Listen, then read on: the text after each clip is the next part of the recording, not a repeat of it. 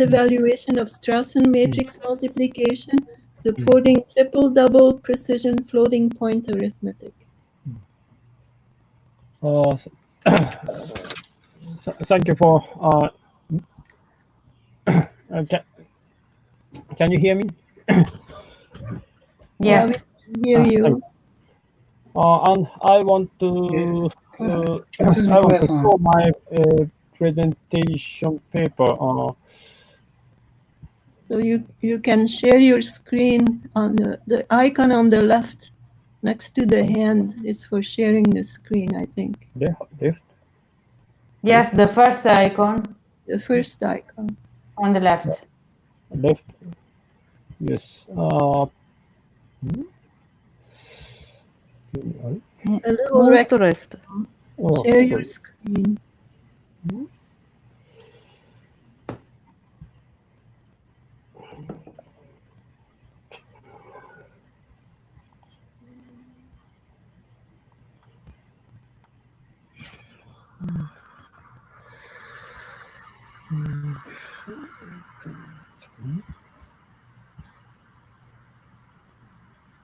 It worked.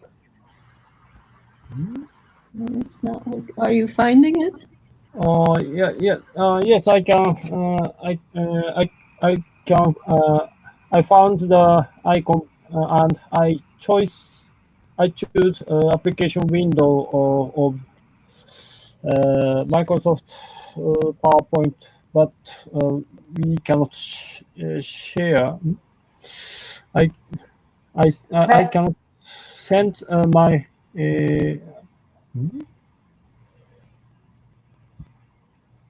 Try to share all the window. Yes, I try to share application window, but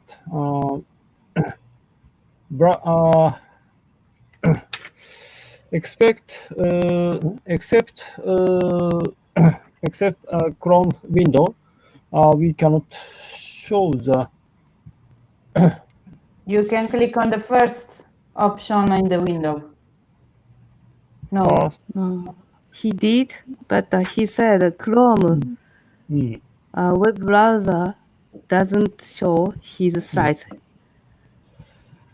But you have the presentation on the Riot platform.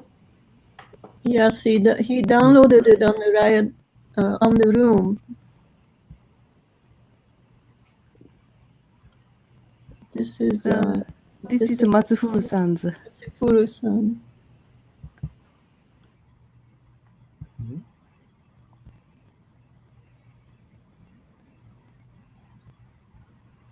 Yes, I succeeded. Okay, I try to download your presentation, and after I can share if you want. Sorry. By the way, I can show his slide. Okay. How about this? Just a moment.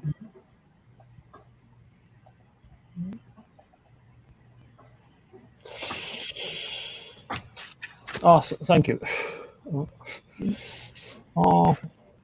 I don't know why I can't share my window. Sorry. So,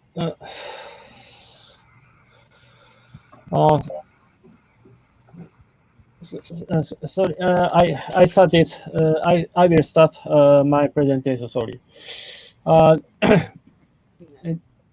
Thank you for introducing my presentation. I will. I will explain second slide. This is outline of my talk.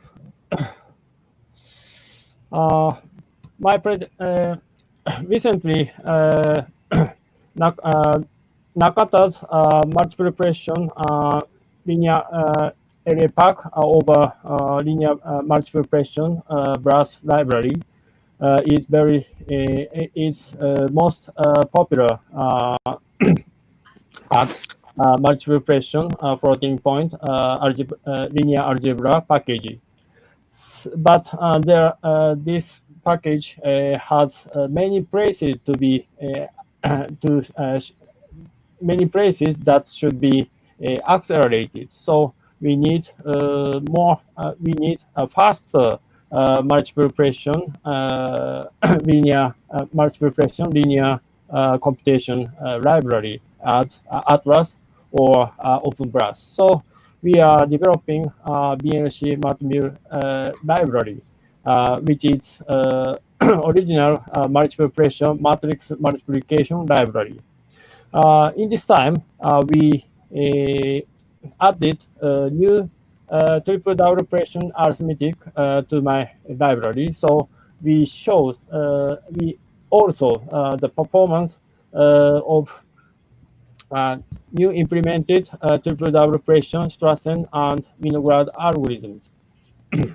And next, we showed the third slide. Sorry. This is this is triple double arithmetic arithmetic computation. Matrix multiplication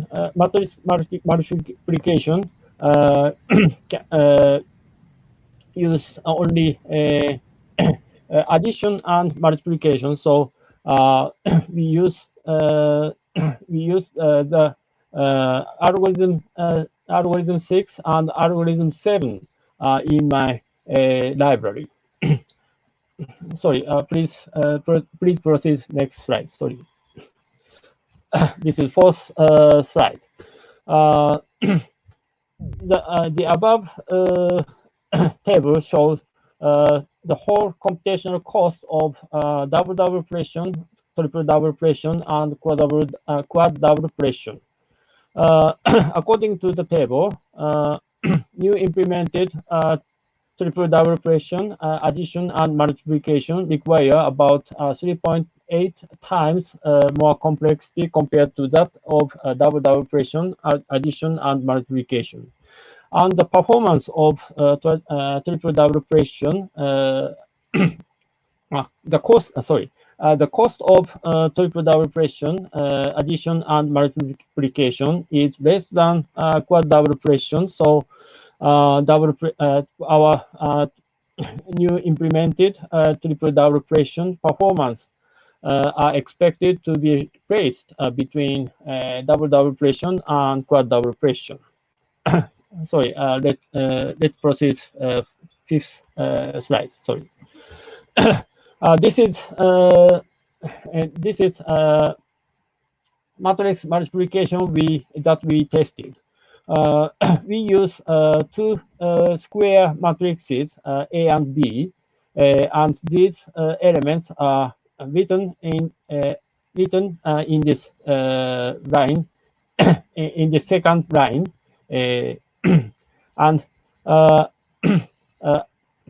by using these square matrices, we can get matrix C as product matrix A and matrix B. And the lower light table as lower light table showed the maximum relative errors of matrix C matrix C is as shown in this table. About 2 significant decimal digits are lost in any sizes. Sorry, next. Let's proceed next slide. This is parallelized Strassen algorithm. This is very simple algorithm, and parallelization is also simple. And next slide is shown. Next slide show parallelized Winograd algorithm. Winograd algorithm is more complex than Strassen one, so the parallelization of Winograd algorithm is also complex. And next, show the environment computational. We show two kinds of computational environment that we used. One is Core i7 and another is Ryzen. On these computational environments, we use a GCC as C++ and C compilers. The compiler option is written in the bottom line to compile to our benchmark programs. And next, next slide. This figure shows the result compared with MP+ RGEM function. This figure shows the speed up ratio. So the line, if the line is over the line of 1, our Strassen matrix multiplication can outperform MP+ RGEM function. According to these figures, 1024 MPFR precision, our Strassen algorithm, our parallelized Strassen algorithm can outperform MP+ library, MP+ RGEM functions. And let's proceed next slide. Sorry. These figures also the result obtained by a comparison with MP+ in double precision and quad double precision. This figure shows the better performance of our Strassen algorithm compared with MP+ library. Let's proceed next slide. Sorry. This figure shows the whole real computational times in seconds. This figure includes triple double precision in center in center bars. This figure shows that our new implemented triple double matrix multiplications performance is placed at expected level, and our library, our Strassen algorithm can get good performance at any precision. Let's proceed next slide. Please finalize because it's time. Okay. So we skip all slides, and we conclude our talk. So new implemented triple double matrix multiplication can get good performance. So we in future work we will release faster BNC matmul library. That's all. Thank you. Sorry. Thank you. Maybe we can ask questions after the presentations. So I will introduce the second speaker, Hideo Matsufuru, acceleration of Boltzmann equation for core collapse supernova simulations and ICCSA processors. Hi, can you hear me? Yes. Okay, let me start. So the title is Acceleration of Boltzmann Equation for Core Collapse Supernova Simulation on page SC processors. The second page. I would like to introduce the simulation of supernova. So core collapse supernova is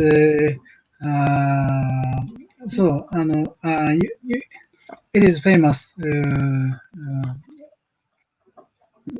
Cancer nebula. So collapse supernova occurs at the end of stellar life. So during stellar evolution, iron core is formed, and then so finally nuclear fusion is overcome by gravitation. Then gravitational collapse occurs, and soon after that, so core bounce occurs, but this shock wave is stored. Once stored, then so nuclear heating mechanism again give a shock wave and then finally explode. This is a simple scenario, but the detailed explosion mechanism is very complicated. So, but we have to understand such a detailed explosion mechanism to get the information about the formation of neutron stars and black holes and generation of heavy elements. And we also want to compare with observational data such as gamma rays, gravitational waves, and energy emissions. But to understand, to get to such a detailed information, only the largest scale numerical simulation can explore such a detailed dynamics. So we have to solve the hydrodynamics and the neutrino transport. They are coupled and also under the effect of gravitation. It is governed by the general relativity. And also, we need equation of state of dense matter. So it is very complicated. Excuse me, Matsufuru-san, I don't see your screen. I don't see your talk. But I can see. Yes, I don't know the other. Okay. Yes. Now I see it. Okay. Thank you. And in numerical sense, the most important thing is the Boltzmann equation for neutrino transport is 6-dimensional. It means 3 spatial dimensions and 3 momentum dimensions. So if we increase the resolution, simulation size quickly increases. So so far, most of simulations have been done on supercomputers such as K computers, but recently we are examining the accelerators such as GPUs, and in this talk we concentrate on the PGSC processors. So page 3. So this is a summary of paper. So this is the feasibility study of PGSC processors. It is many core accelerators. And this is an extension of our previous work on GPUs. So we examine 2 cores by offloading bottlenecks of the simulations. One core is for spherically symmetric spherical symmetry. It means one-dimensional. So it is kind of approximation. But we can fully solve the hydrodynamics and the neutrino transport under the full gravitational effect. So there we found 3 bottlenecks. One is iterative solver, linear equation solver for the coefficient matrix for the implicit scheme. The second one is inversion of dense block matrix. We employ the blocked Gauss-Jordan algorithms. The third bottleneck is calculation of the collision term. It is kind of integration over neutrinos, weak interactions of neutrinos and matter. The second code is multidimensional Boltzmann equation solver, which is applied to 2-dimensional case in this work. But we can also apply to the 3-dimensional case. We can using the same code. So this is the new thing, which was not studied in GPU's papers. So we used the Sweden Blue and the Sweden 2 systems. They each include PGSC1 and PGSC2 processors. So, this talk is time is very limited. So I would like to concentrate on the one-dimensional linear equation solver. So the fourth page. So Boltzmann equation is like this form. So it is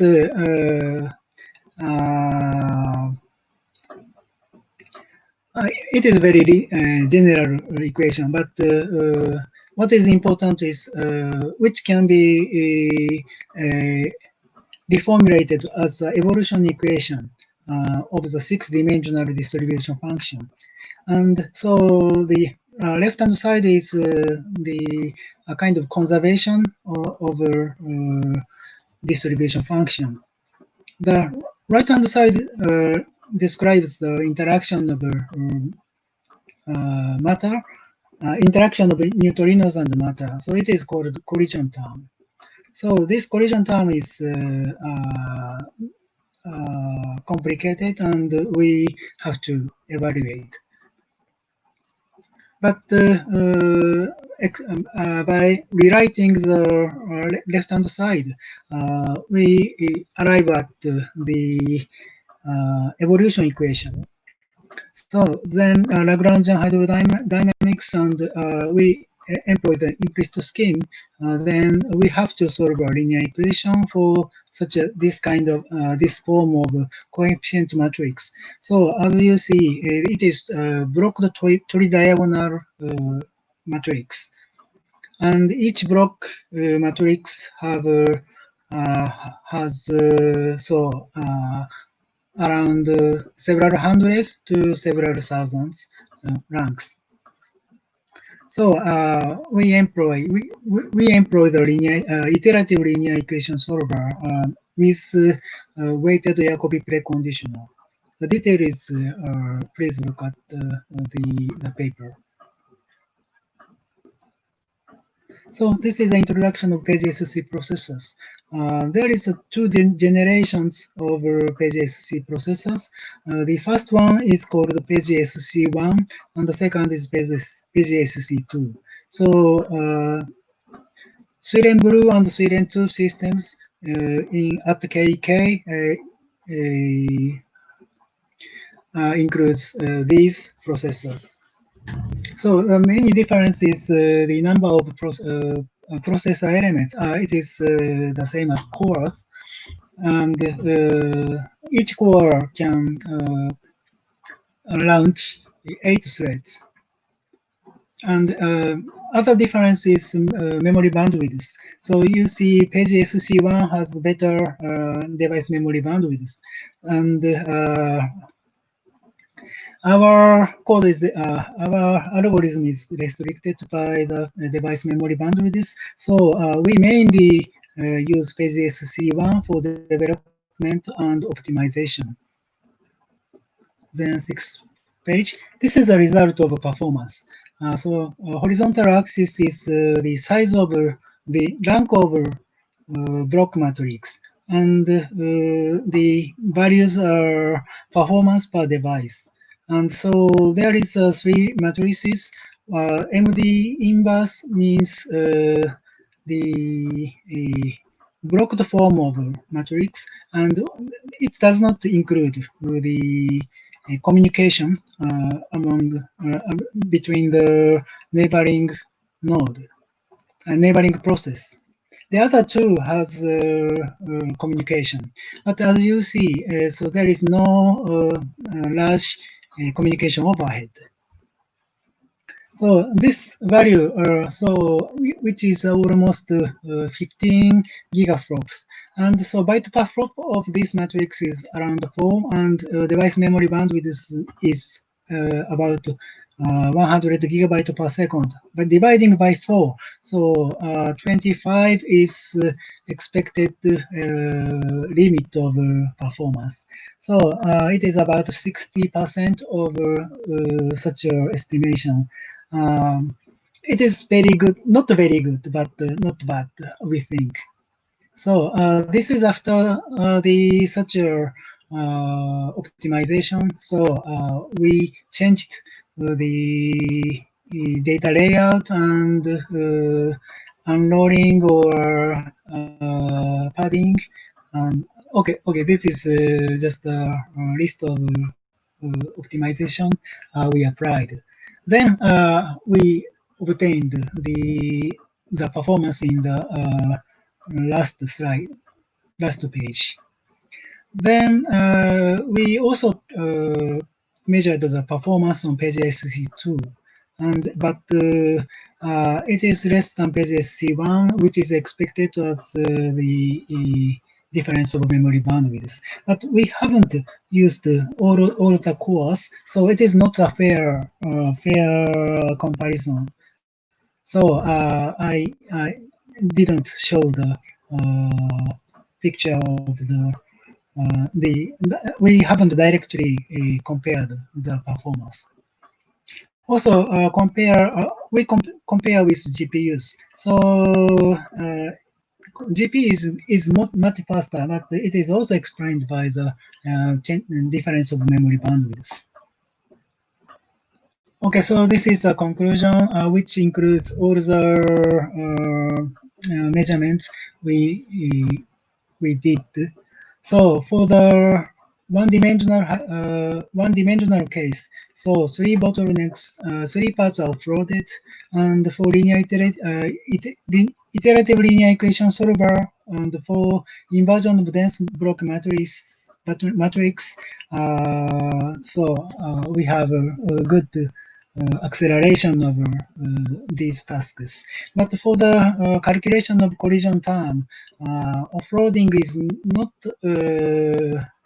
so attractive for page SC1, but for page SC2, it works much better than page SC1. For the multidimensional Boltzmann equation solver, we just offloaded iterative linear equation solver, and the same techniques as one-dimensional case successfully works. But the key issue is the memory bandwidth. So we hope the memory bandwidth is improved in the future generation, page SC3, and now we are ready to use it. That's all. Thank you.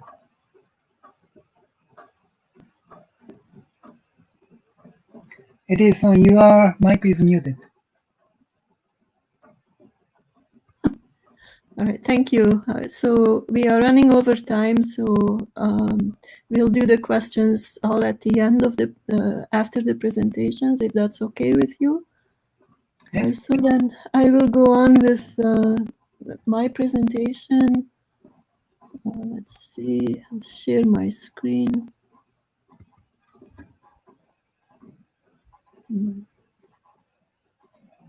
What does it say? Will you your screen? Yes.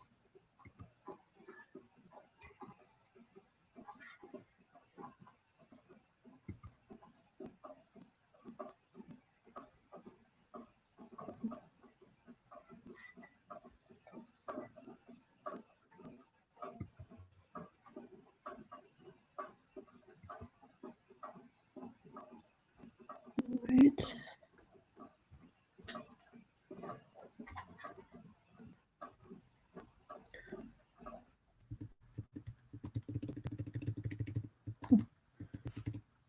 All right, so my presentation is on large-scale automatic computations for Feynman diagrams with up to 5 loops.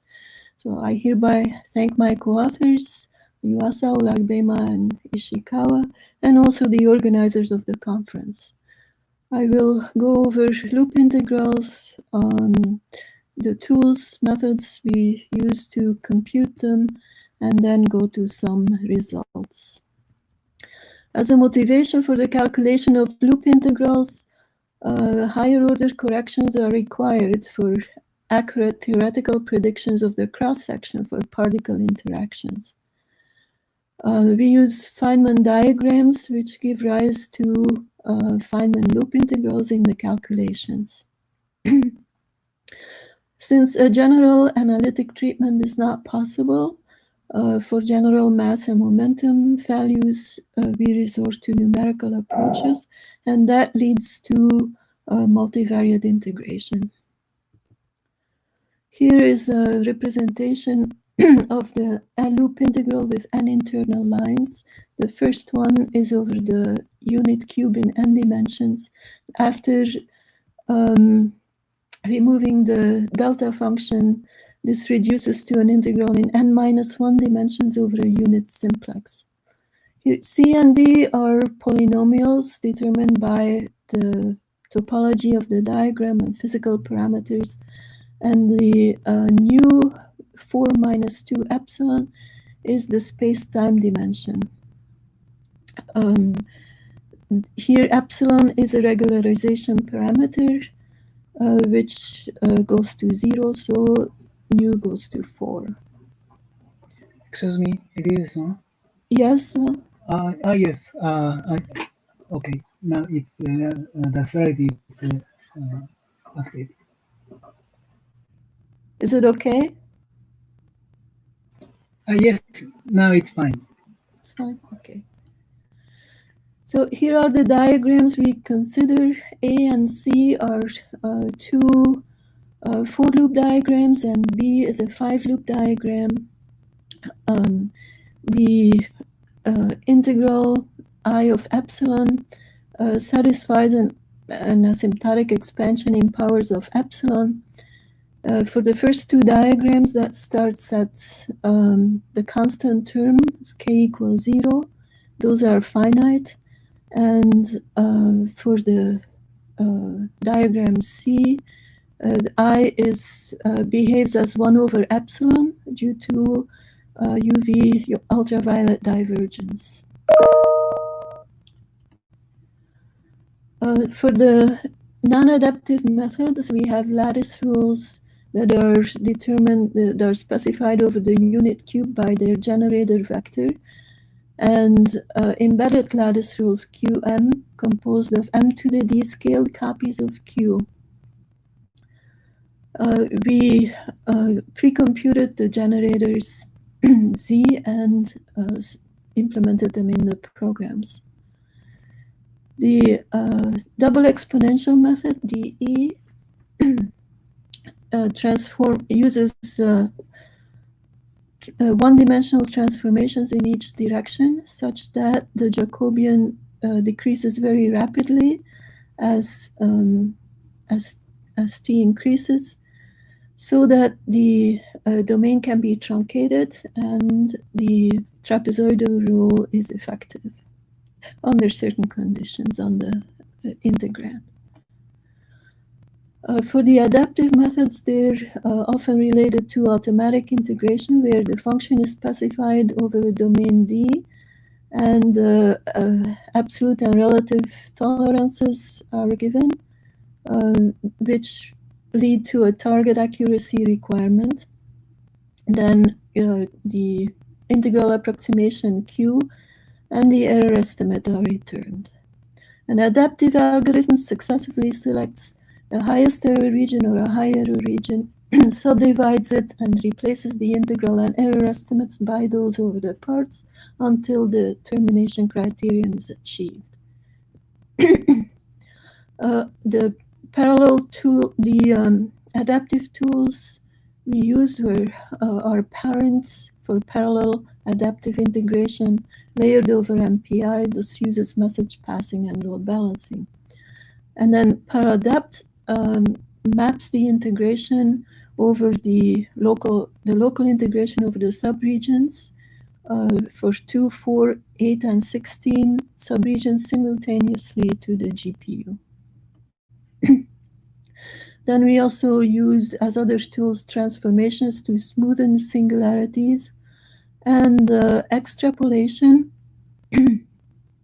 which we use to accelerate a sequence of approximations obtained with parent for regularization to obtain the limit of the sequence numerically as epsilon tends to 0. So this is applied for the UV divergent diagram in a nonlinear extrapolation with the epsilon algorithm. And here are some results. First, for the first for loop diagram, we have the non-adaptive results from lattice rules for m equals 1 and embedded lattice rules with m equals 2, implemented for the K20 GPU and the also on the SC2 accelerator of the Siren 2 system at KEK. So the exact result, the analytical result, was obtained with the Forcer package and is about 35.2922. You see that these results are in the ballpark.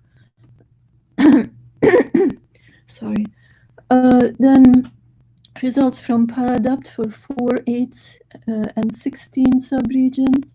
You can see as the number of evaluations increases, then the result converges towards the analytical result. Here are results from parent. These are computed in long double precision using MPI. For the 5-loop diagram, Paradapt results for 4 and 8 subregions. So here the analytical result gives 42 point something. So the results are converging towards that analytical result. Also for parent, although it's still a ways off, a little bit off, but the results are converging. And then for the last, the for-loop UV divergent diagram, this is a plot of a sequence of epsilon times q of epsilon as a function of minus L it is, where epsilon is 1.05 to the minus L. So epsilon decreases to the left of the horizontal axis. And as epsilon decreases, the epsilon q epsilon results converge towards the analytical result, which is about 20.7385. Here, there's a numerical extrapolation result as epsilon decreases. So here is minus L. The minus epsilon q epsilon obtained with computed with parent, which is still fairly far off that analytical result. But then the extrapolation result converges towards that analytical result. So in conclusion, we treated two finite diagrams, a for loop with n equals 11 and 5 loop with n equals 14 internal lines. So that means that the integral is 10-dimensional and 13-dimensional respectively. And we also obtained results for a for-loop UV divergent diagram with 9 internal lines. We used solely numerical techniques and found good agreement between the adaptive tools, parent and Paradapt, and the non-adaptive tools that we used, DE and QMC. We also found good agreement with runs of PySecDec, the symbolic numeric system, which, however, took for the 5-loop diagram, the one run with Monte Carlo Vegas took multiple days, and with QMC, a Koroboff rule, it took 2 weeks. All right, and this is the end of my presentation.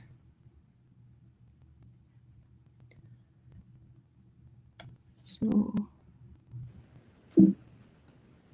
how do I stop sharing my screen?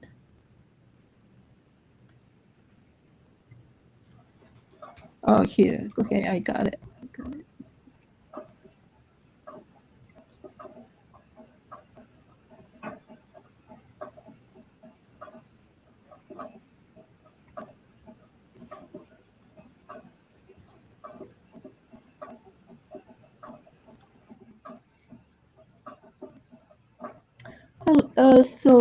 Well, let's go on with questions then. So are there any questions for, for the first presentation, Dr. Kuyo's presentation?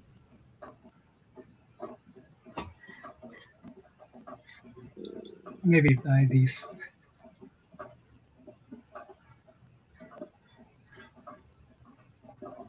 Can I ask the question? Sure, yes. So I have a question about parallelization. Koya-san, you have parallelized by OpenMP. So how about by message passing? Is it possible to parallelize by MPI? And can we parallelize much more than for example, 8? So up to 16 or 32?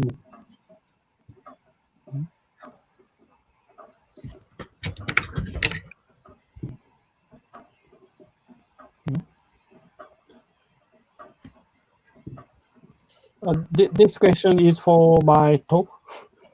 Yes. Oh, okay. Sorry.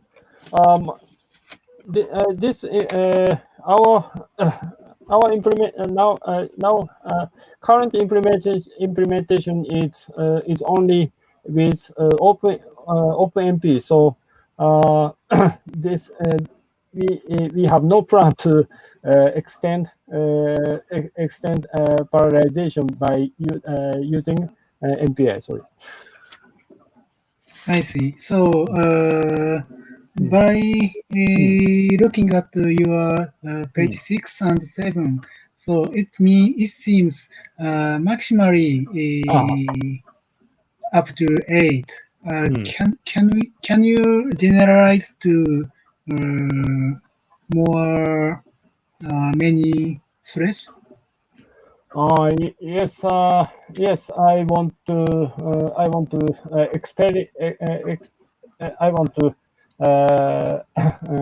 I want to use more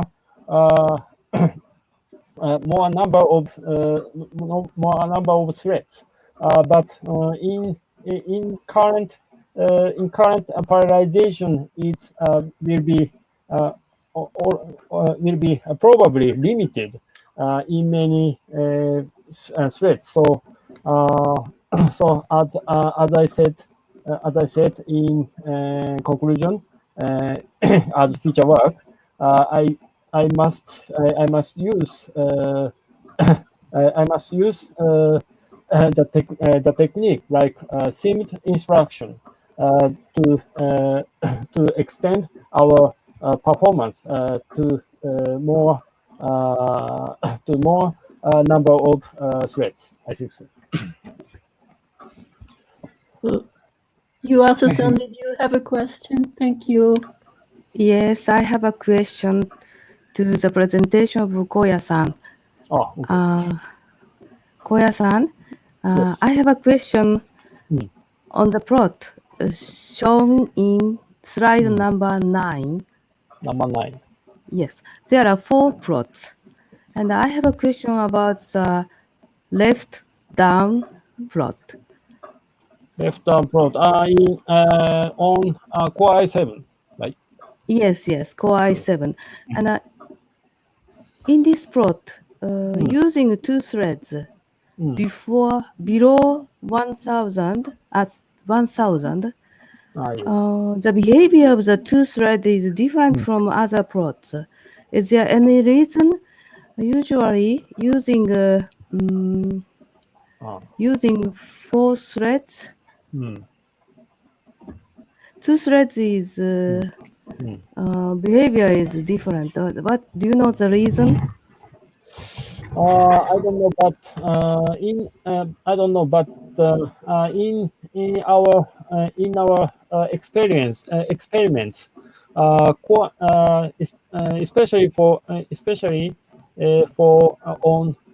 on Core i7, we found strange behaviors on parallel with OpenMP parallelization. So I think that Core i7 is not so Core i7's parallelization is not so good. Is not so good as Ryzen show. I think so.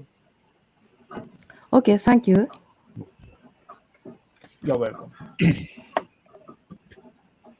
Are there any other questions for Koya-san? Nothing. Okay. Okay, how about for Matsufuru-san?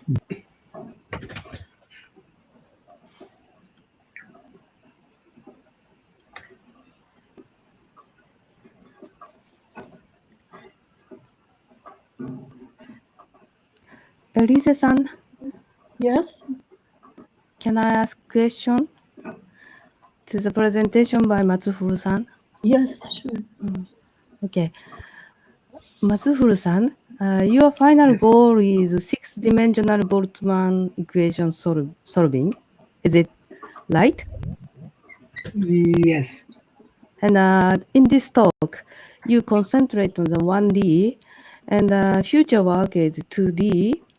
And is it a long way to go to the sixth dimension?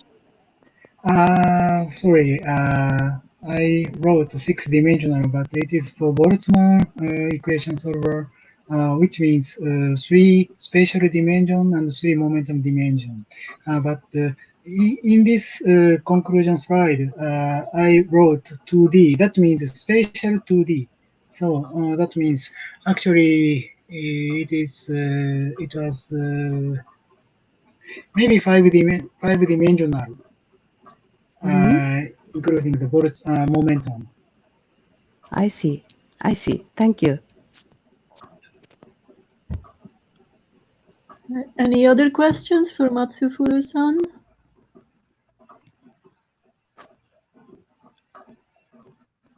All right, then any questions for our presentation? Yes.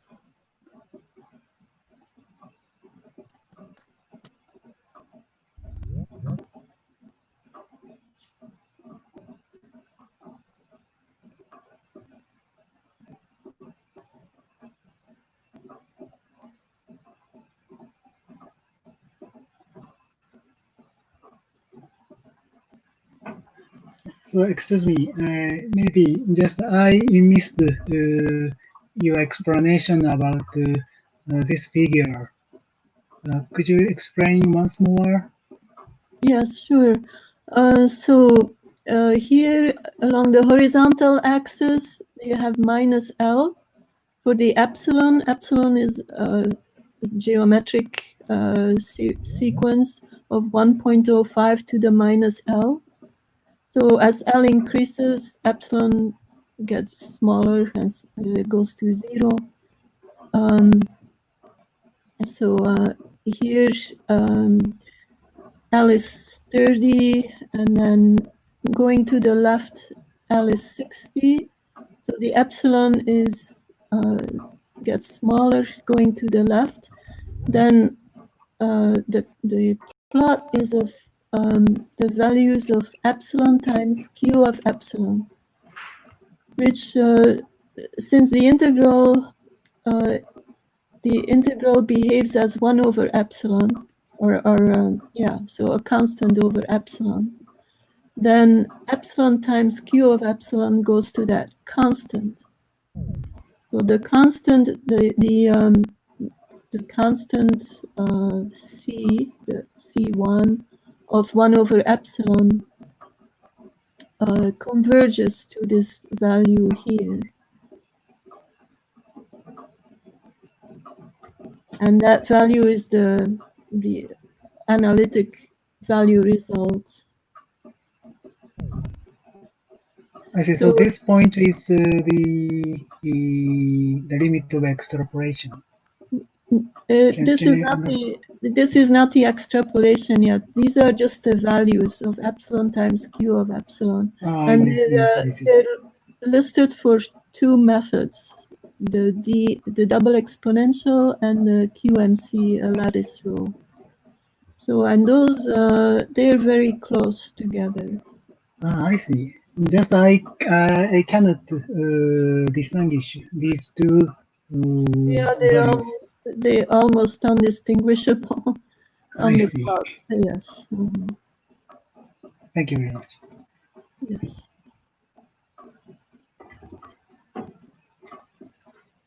Any other questions?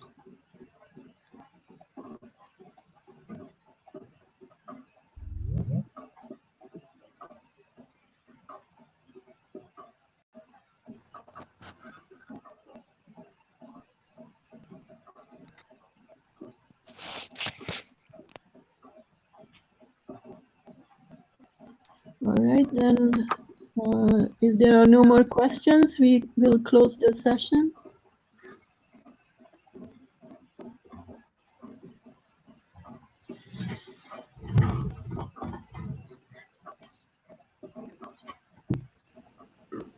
So I'm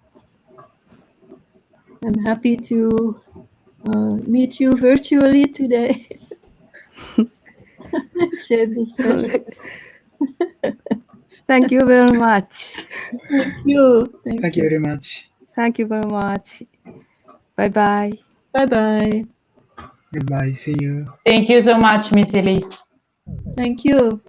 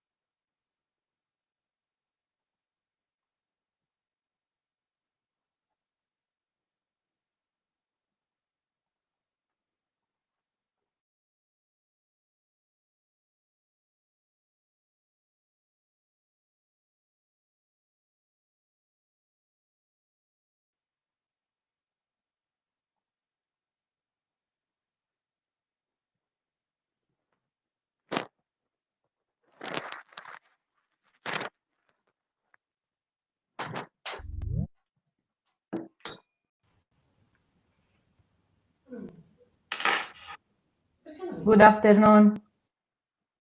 Ciao Giuseppe, sono Lucia.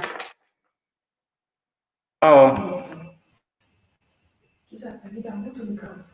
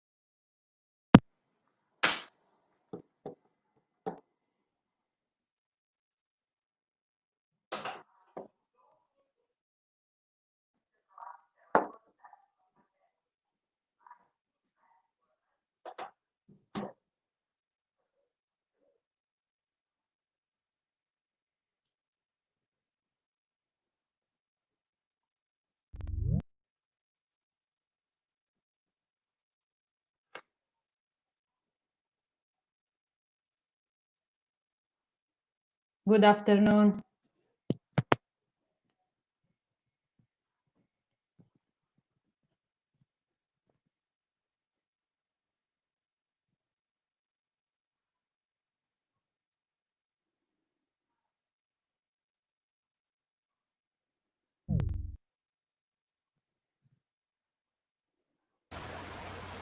Niente da fare, è andata.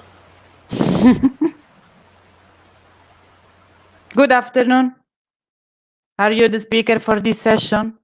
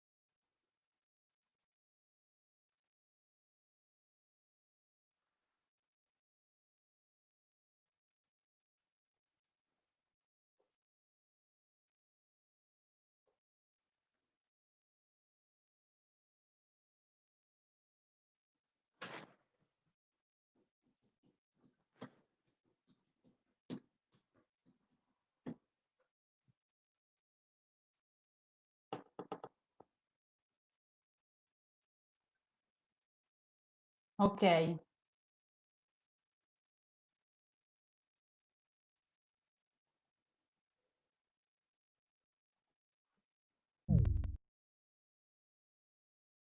Non sappiamo chi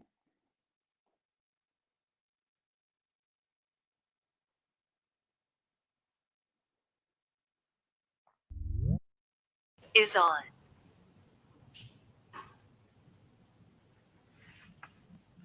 Ciao. Ciao. Ciao Ginevra, sono Ciao. Lucia. Ciao, tutto a posto? Sì, sì. Scusa, ho dovuto cambiare PC, ho avuto un piccolo problema col PC. Ok. Sono Non ha l'assistente di questa stanza, Sì. quindi se ci sono problemi. Sì, non ha riconosciuto il mio microfono. A un Ok. certo punto non l'ha riconosciuto, non so perché. E non c'era il tempo per modificarlo. Ok. Mara c'è? Mara Ladu?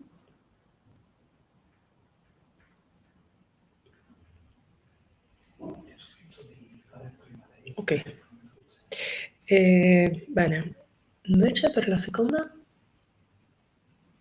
presentazione cosa facciamo?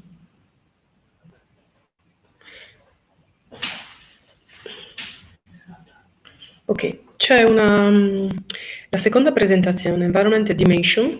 Abbiamo avuto un problema con la ricercatrice che avrebbe dovuto presentare, Michela Marignani. Ha mandato una comunicazione che ha avuto un imprevisto importante e quindi abbiamo l'impossibilità, anche perché non disponiamo in questo momento della sua presentazione neanche per sostituirla. Ok, va bene, io lo segnalo, poi insomma decidono loro cosa Certo. fare. Sì. Non so che cosa questo comporti, ecco. Non so, in realtà chi non presenta, cioè se non si presenta il paper non viene pubblicato il paper. Ah, ok, perfetto. Quindi, però non so come si organizzeranno dopo. Ci hanno detto questo per ora.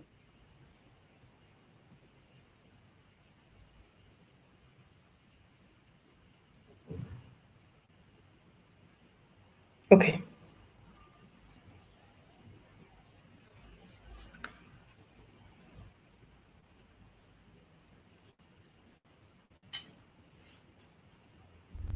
Ok. Hi, ciao Mara. Ciao a tutti. Mara, ti devo chiedere una gentilezza. Puoi anticipare la tua presentazione per prima? Va bene seconda? No, va bene prima, non seconda, bene. perché io ho avuto un problema col PC La seconda forse potrebbe anche saltare perché abbiamo avuto un messaggio da Michela che ha avuto un problema. E Giuseppe sta usando il cellulare per la presentazione, quindi anche lui deve risettare un po' tutto. Ok, va bene. Ok? Allora, sì. Certo. Ok. Lucia? Ginevra, vi chiedo solo una cortesia, se gentilmente parlate in inglese perché siamo in diretta of su course. YouTube. Okay, of course. Thank you. Okay. Welcome to Cagliari. Welcome to ICCSA. And the strategy up session, New Frontier for Strategic Urban Planning, and consists in two presentations maybe. The first, the Transparency and Cohesion Policy in Italian Metropolitan City, Evaluation and Challenge. And the second, Environmental Dimension into Strategic Planning, the case of Metropolitan City of Cagliari. And the third, the change position now because I have a little problem with the PC, Public Real Estate Assessed and the Metropolitan Strategic Plan in Italy. The two cases of Milan and Cagliari. Mara, if you want to start? Yes, I can share my, okay. Yes, yeah. I remember you have 10 minutes for presentation, in particular 8 minutes presentation and 2 minutes about the question, okay? Okay. Now is the 3 minutes, okay, it's okay. Ok. Ok, sto provando a condividere lo schermo. Vediamo se adesso vedete la presentazione. Mara, speak English, please. Sorry. Can you see my presentation? Perfect. Okay, one moment. Okay. So I'm Mara Ladu. I'm a PhD at the University of Cagliari. This topic is public real estate asset and the metropolitan strategic plan in Italy, the two cases of Milan and Cagliari. I think that public real estate management is an important issue at the core of the political agendas of national and local government. It has progressively acquired a significant role in implementing the theories of new public management and public governance, which introduce important principles at the base of a comprehensive restructuring of public administration system. The Italian political debate on public real estate management has been characterized by different political objectives, sometimes aimed at reducing costs, and other times recognizing public properties as an extraordinary resource to support local community development. After the Del Rio law, which established the metropolitan city as a new government body, this issue has been faced on a metropolitan scale, going beyond municipal administrative boundaries. Metropolitan cities represent a great opportunity to integrate public real estate management into the metropolitan strategic plan, which represent the main planning tool for the new government body. The aim of the present research is to evaluate meaning and rules recognized to the public asset in two Italian strategic planning experiences: the strategic plan drawn up by the metropolitan city of Milan in Lombardy region, and the ongoing strategic plan of the metropolitan city of Cagliari in Sardinia region. Two metropolitan contexts very different in terms of localization, population, economic conditions. The metropolitan city of Milan has been selected as one of the first in Italy to have adopted the strategic plan, while the metropolitan city of Cagliari has been taken as a field of investigation, as the authors of the present study have completed important phases of the ongoing strategic plan that allow to understand the approach toward the public real estate portfolio, which differs from that adopted by the metropolitan city of Milan in some aspects. The research methodology consists in a quantitative and qualitative analysis, which assigns a decreasing weight to the set of projects and actions concerning public properties in the Milan strategic plan and the opportunities and weaknesses of the public city collected during the participatory process promoted by the metropolitan city of Cagliari. So the highest weight one is for those policies that play a strategic role for the metropolitan territory, Instead, the lowest weight is for the specific public measures. So we analyzed the 6 development strategies of the Milan Strategic Plan, which correspond to the 6 ideas for the city of tomorrow. The idea of smart and sustainable cities focuses more than the others on the public real estate management, proposing project and action of different weight, as we can say. At the same time, we analyzed the 6 thematic tables organized for the participatory process by the Metropolitan City of Cagliari. The thematic table number 6, Urban Fabric, is entirely dedicated to the topic of the public city and the military enclaves. The stakeholders involved recognize several opportunities and weaknesses of the public city of different weight. The comparison allows authors to evaluate significance and role assigned to the public real estate asset by the strategic planning experiences analyzed. Milan intended the public asset mainly as the property owned by the metropolitan city, especially school buildings, which is the first category of the metropolitan city portfolio. On the other hand, Cagliari faces this issue from a broader perspective.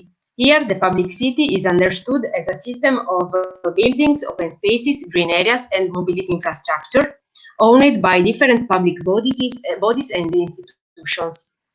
At the same time, we can state that both metropolitan cities recognize the cross-cutting role of the public properties to pursue development strategies for the metropolitan area. This is also in line with the contents of the Urban Agenda for the European Union, the Pact of Amsterdam, signed in 2016, which proposes a list of 12 priority themes and a set of other important cross-cutting issues. Among these, there is also that of urban regeneration, which includes social, economic, environmental, spatial, and cultural aspects, also linked to the brownfield redevelopment, with the objective of limiting greenfield consumption. It is within this renewed, it is within this new cultural perspective that the strategic planning in Italy should consider the public asset maximizing its potential to support sustainable development of territories. I'm finished. Thank you.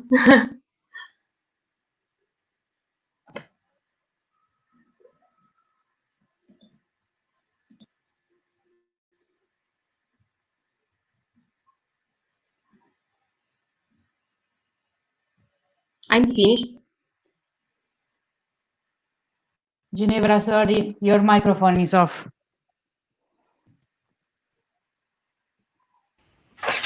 Thank you, Mara. Thank you very much, Mara. Thank you. I have a question for you.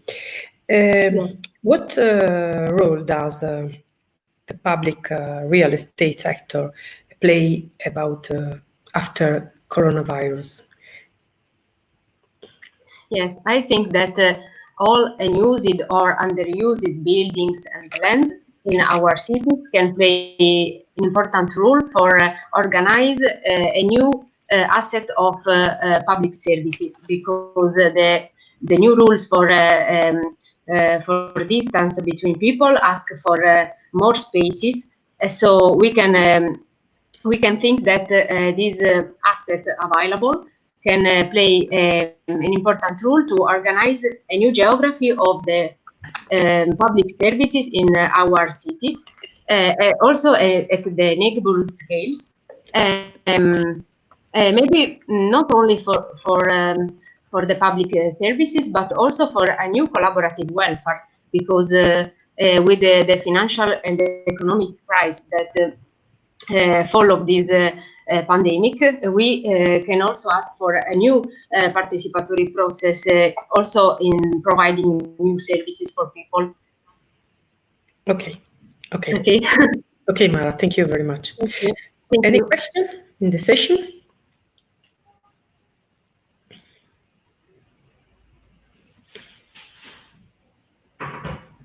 Okay. Now there is another presentation.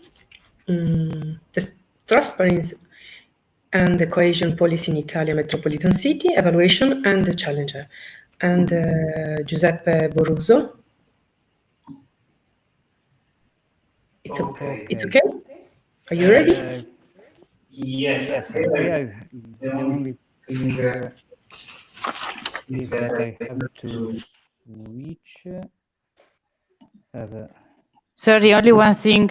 I asked to Mara to turn off your screen. Ah, yes. Thank you, Mara. Now it's okay? No, you have to disconnect. Ah, yes. Terminal. One moment. Okay. Perfect. Thank you. Thank you.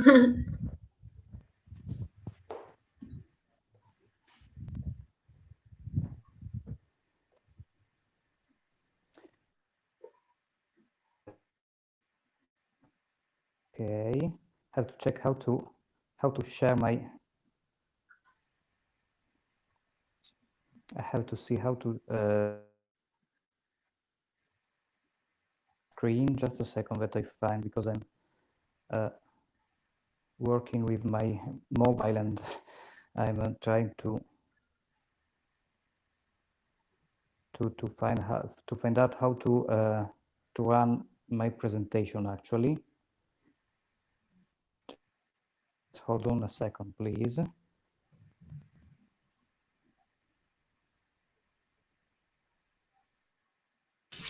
During I consider this paper and the presentation are a small part of the strategic plan of the metropolitan city of Cagliari, and in particular public real estate and environment dimension. The transparency and the cohesion policies is a new part of the strategic plan.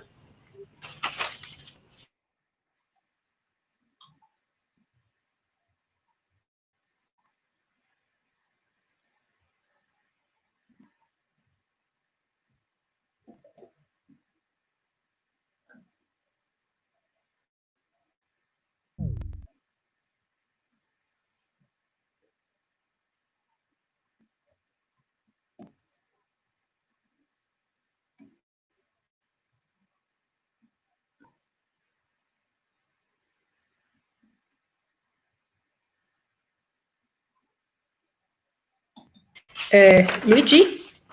Luigi? Luigi? No.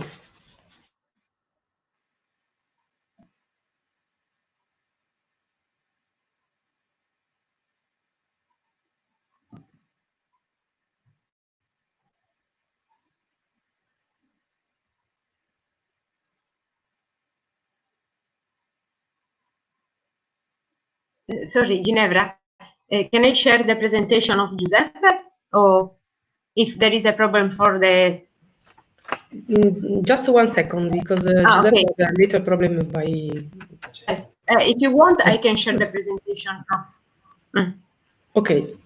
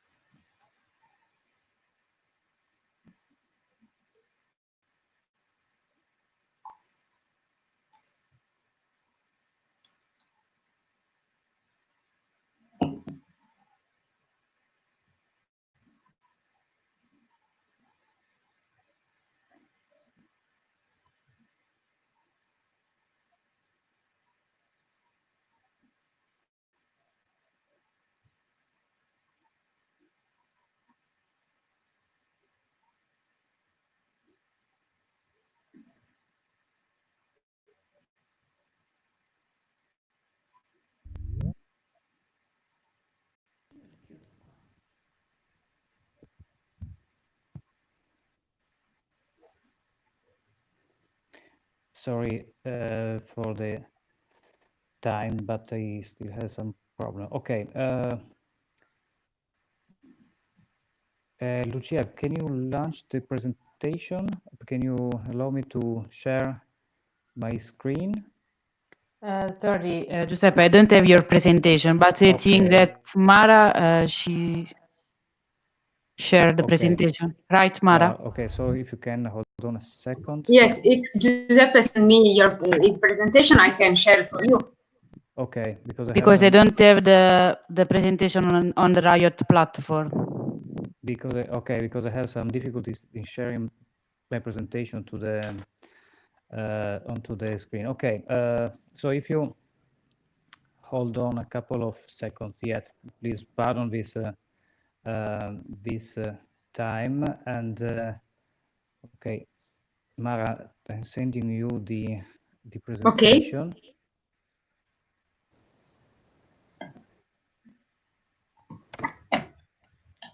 Okay.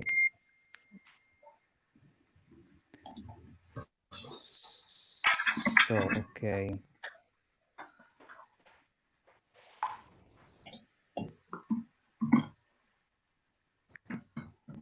Okay. So in the meantime, I can start. Mara, did you get it? One moment. Okay, Giuseppe, I've seen your. One moment. Giuseppe. Ciao Luigi. Giuseppe. Ciao. Hello Luigi.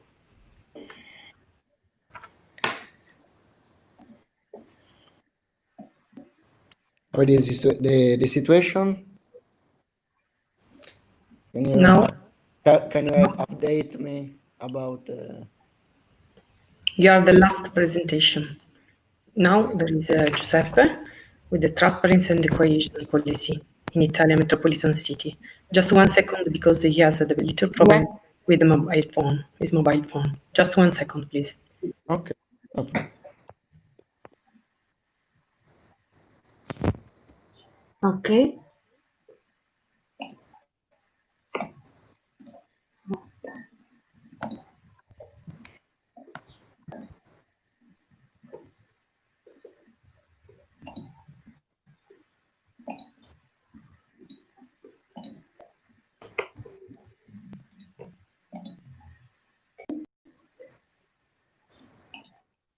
Okay, you can see the presentation. Okay, perfect. Okay, you can. Okay. Thank you, Mara. Okay. Give me when I can go on. Okay. Okay. Okay. So thank you. Sorry for this delay in the connection to the presentation, but we had some technical problems in the last minutes. Okay. So I didn't actually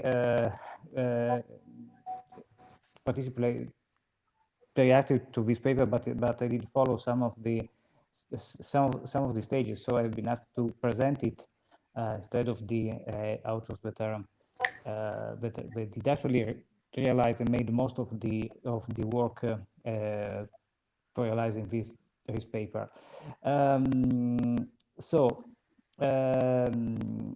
The paper is, as you can spot from the title, on cohesion policies in Italian metropolitan cities, evaluation and challenges.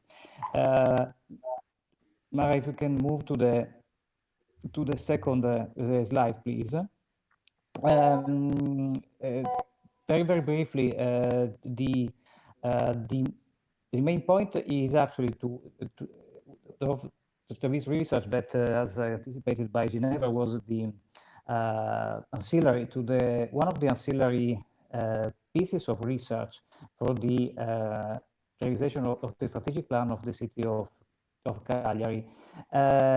Was aimed at investigating one of the topics that is actually related to the metropolitan dimension in functional terms rather than in just administrative terms. So one of the idea that is actually developed here is to try to evaluate, try to have a look to what is the situation in terms of cohesion in Italy, and therefore in terms of the spatial similarities that can be observed within some kind of administrative partitions in Italian framework. Italy, as it is presented in the slide that Mara is showing you, is actually organized, as you know, in provinces and in metropolitan cities that have been recently introduced in the as intermediate administrative pattern of Italy. In this framework, the idea was to analyze. Therefore, if we can find, if it was possible to observe some form of pattern in terms of similarities between the different provinces in Italy. To do that, the authors focused. Mara, if you go further a couple of slides till the formulas, still another one, please.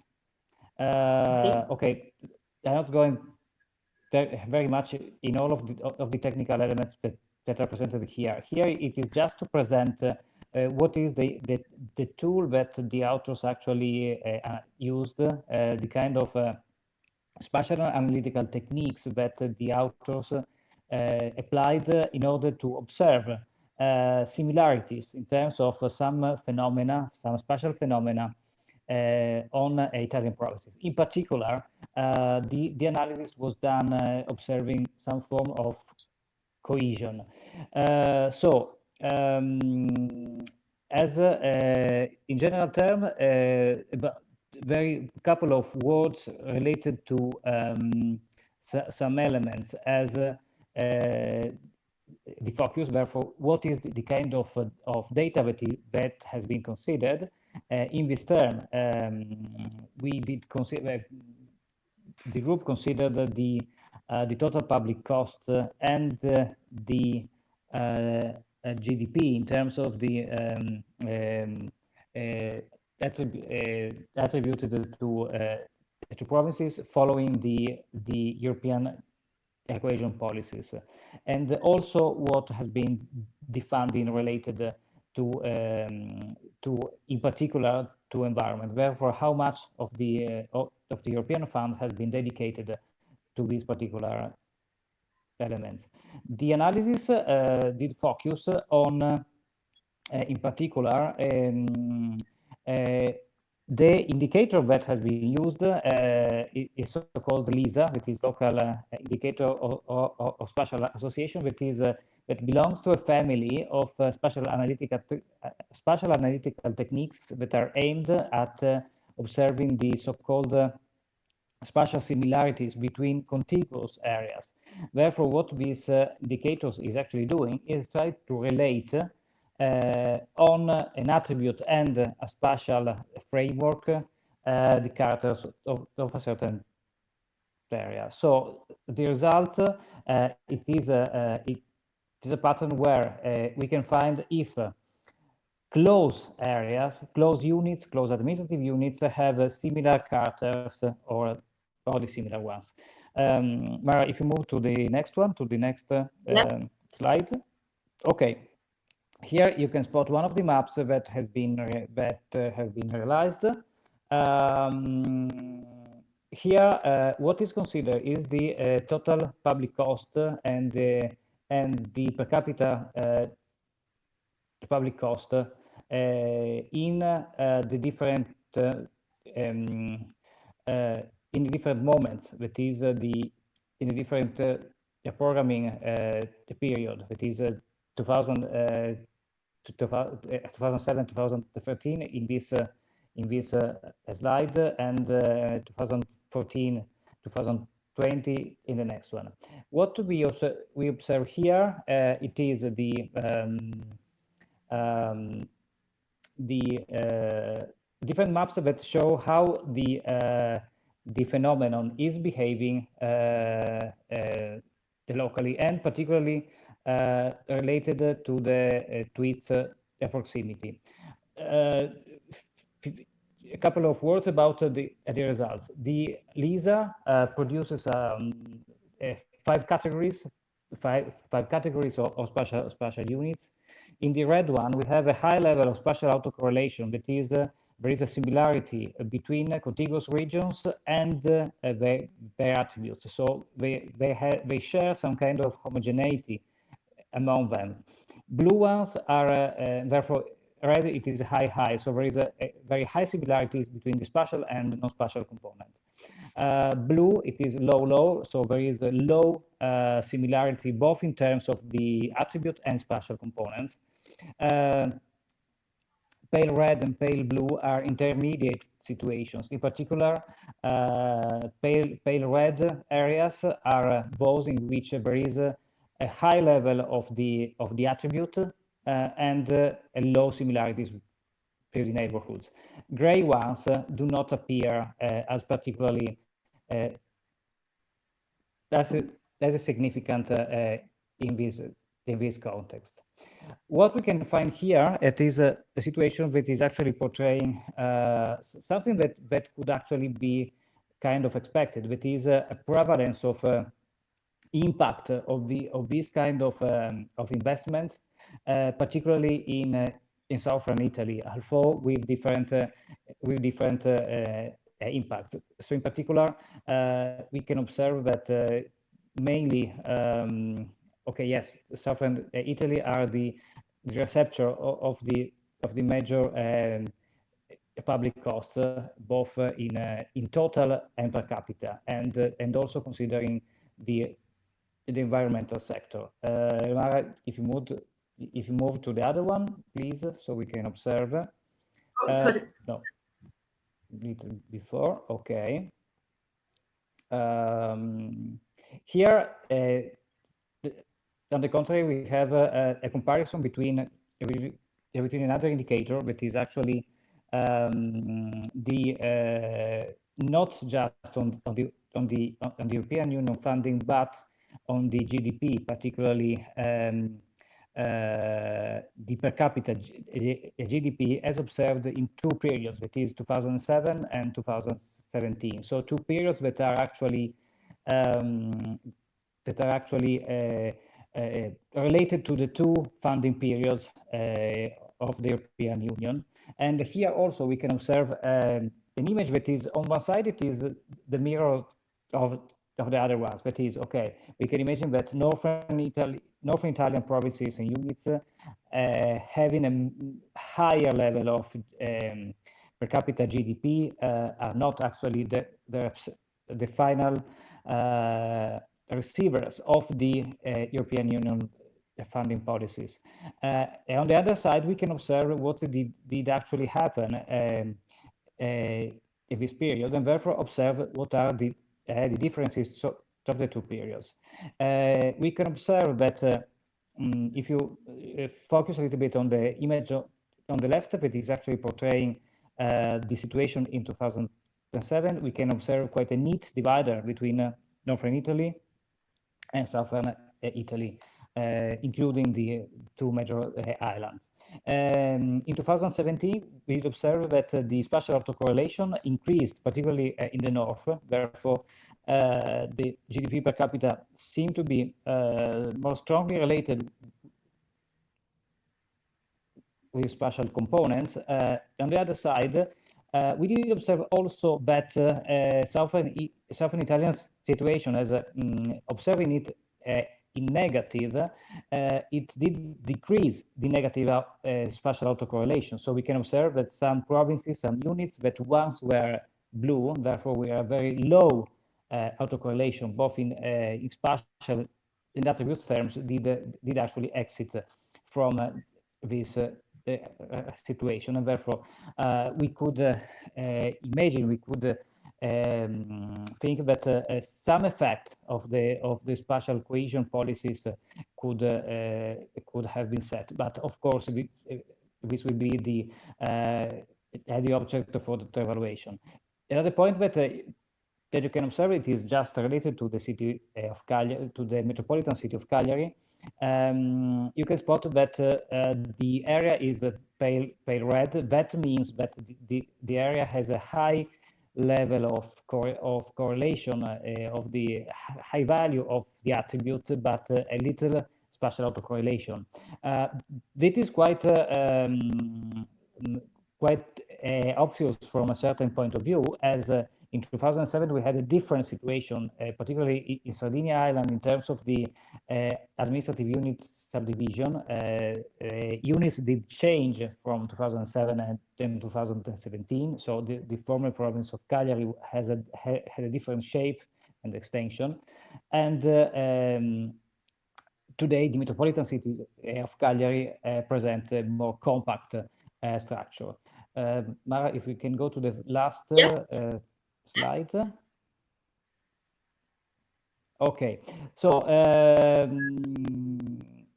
yes, we can summarize what we had already presented. That is, this kind of instrument could be actually used as a preliminary work for further elaboration, particularly at sub-provincial level, in order to observe if some kind of equation can be found at a finer scale.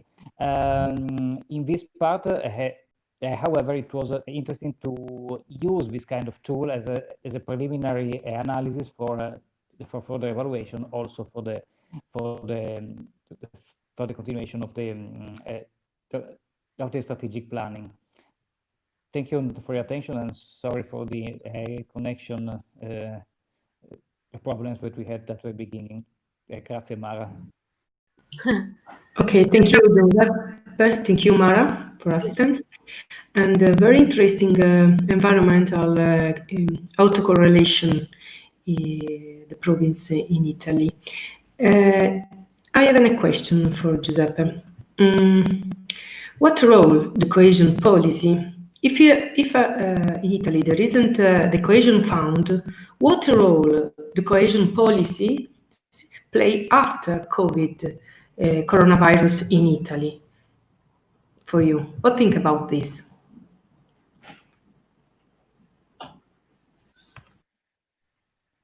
So the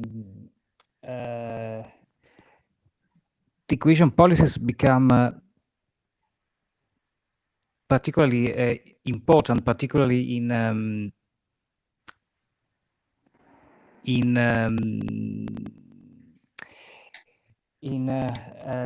diminishing what are the differences between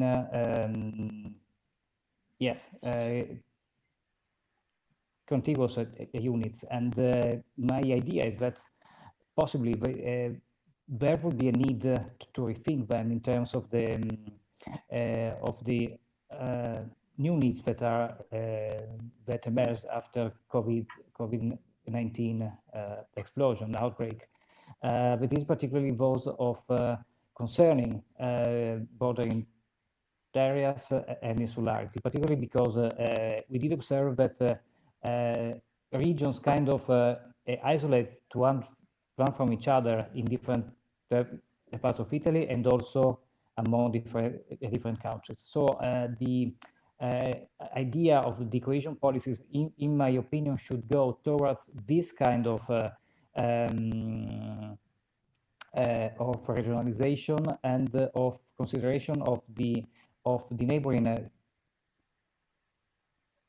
areas, because particularly we did notice, as a matter of example, closures of different regions or countries, also splitting the neighborhoods that were more similar among them than those to the administrative units they did belong to. So a new regional cohesion policy, in a very broad term, should be in some way thought, particularly in terms of the major elements that have been hit as a side effect of the COVID-19, which is the health sector, the mobility, and education. That in in a regional and bordering regional environment should become more important than the belonging to the state which these regions do belong. Thank you, Giuseppe. This is another presentation. The second part. Okay, thank you. Thank you, Giuseppe. Thank you, Mara. Luigi? There is another presentation, the last presentation. Any question? Sorry. About the transparency and the cohesion policies in Italy. There is another question, please. No. Okay. Luigi, are you ready? Yes. Okay, perfect. Welcome. Okay, I have only to yes. Now to share my screen. Yes, and your presentation is environmental dimension into strategic planning, the case of metropolitan city of Cagliari. Please, Luigi, you have 10 minutes and then a question after. Okay, I don't know if my screen is shared or not. Yes, yes.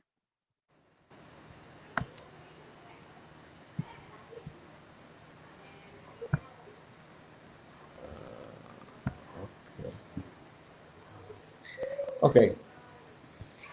Thank you for this opportunity to present this paper. The topic is about the environmental dimension, as already very told by the chairwoman.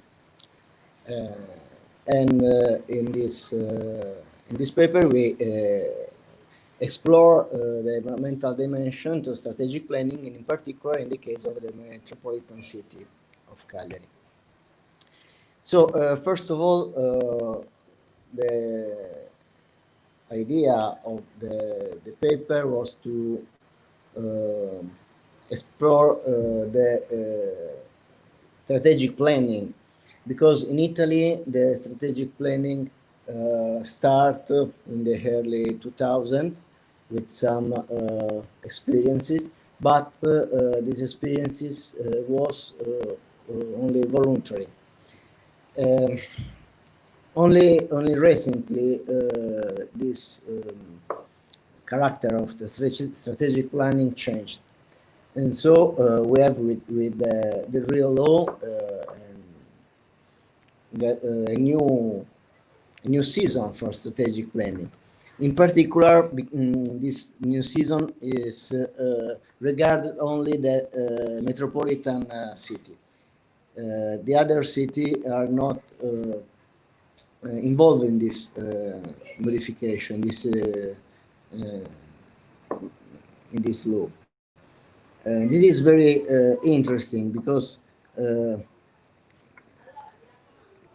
the voluntary character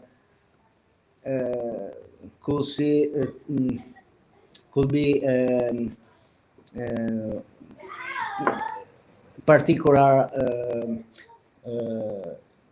moment for the institution. I mean that one could think that because it's voluntary, the character of the strategic planning is not so strong. But the voluntary character instead is very interesting, very strong point for institution.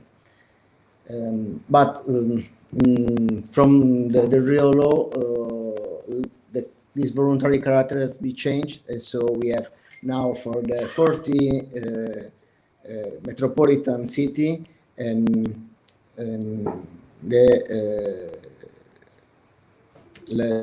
ability to create their first strategic plan. In particular, the metropolitan city of Cagliari is interesting because it's the only metropolitan city that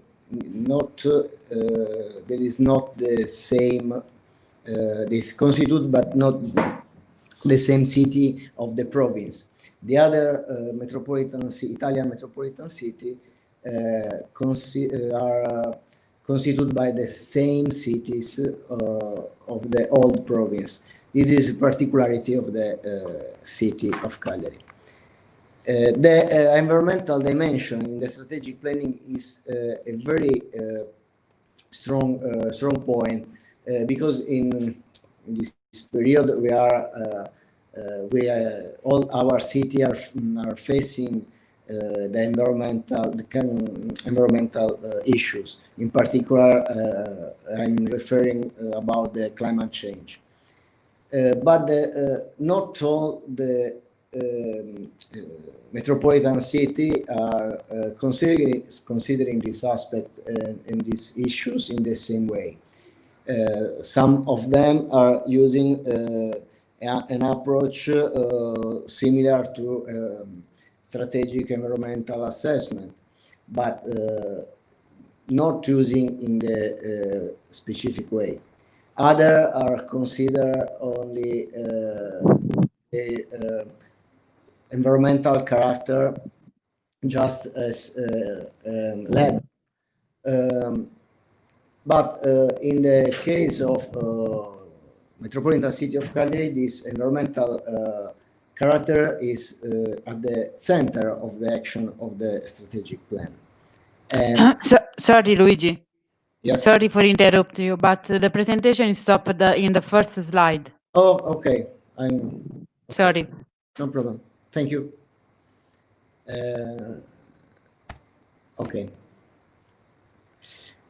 So you can see that there are a lot of environmental factors shaping the metropolitan city of Cagliari that is characterized by high heterogeneity of the environmental mosaic. You can see climate, natural semi-vegetation, or the coastal wetland that is a real peculiar character of the metropolitan city of Cagliari. These elements are at the center of the action of the strategic plan that in this moment is ongoing for the metropolitan city of Cagliari. But as I already said, the climate and land use change and is at the center of the action of the strategic plan. And this highlight even vulnerabilities that characterize the strategic action of the metropolitan city. The main vulnerabilities are directly or indirectly related to anthropic activities, of course, and are about hydrological process or ecological connection and imply change in land use or habitat loss or environmental fragmentation. About the climate and land use change, the climate projection that are included in the regional strategy of adaptation to climate change of the Sardinia region show for metropolitan city of Cagliari an expected increase in the average temperature between 1 and 2 Celsius degree in the period 2021-2015, and with even an increase in the tropical nights, even from 40 even to 30 tropical nights per month. Another vulnerability is about the fragmentation and conservation status of the landscape. To analyze this problem, we build this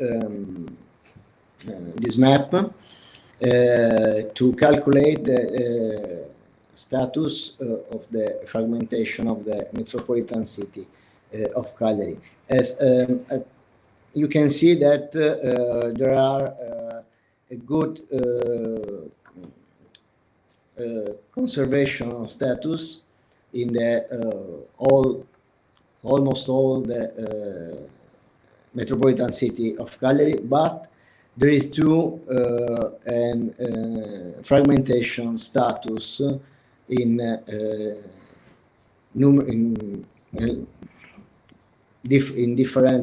different municipalities. Another vulnerability, another threat is the hydrogeological risk. In the full risk map showing this in this slide, you can see the level dangerous classes for the hydrogeological risk. And the main municipality affected by this hydrogeological risk is the municipality of Cagliari, but there are other municipalities with the same problem.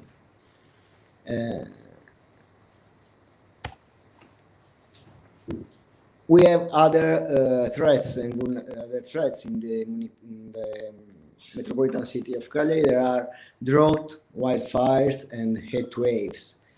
The climate projection indicate a market fluctuating for the metropolitan city of Cagliari, with an increase in the minimum and maximum average temperature.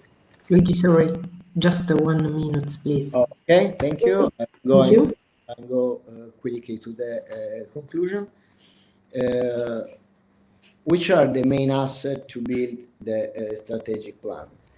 As I said at the start of the presentation, the environmental characteristics are a central point. In particular, coastal wetlands are a central point for the action of the strategic plan. The protected areas and the green infrastructures. So, and not last but not least, the limestone hills of Cagliari.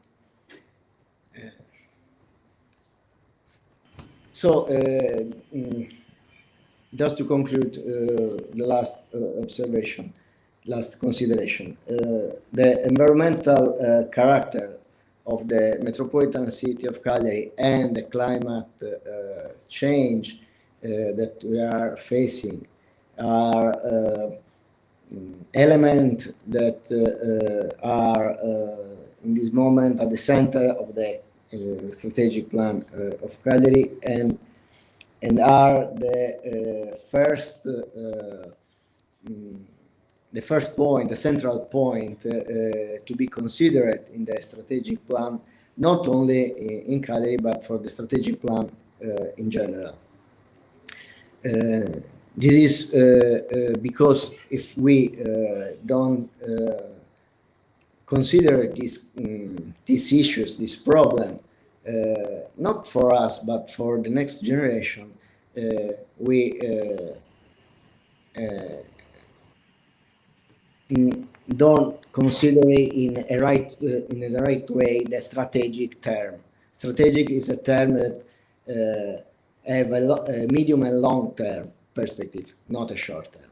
So we have to consider the next generation, not only our.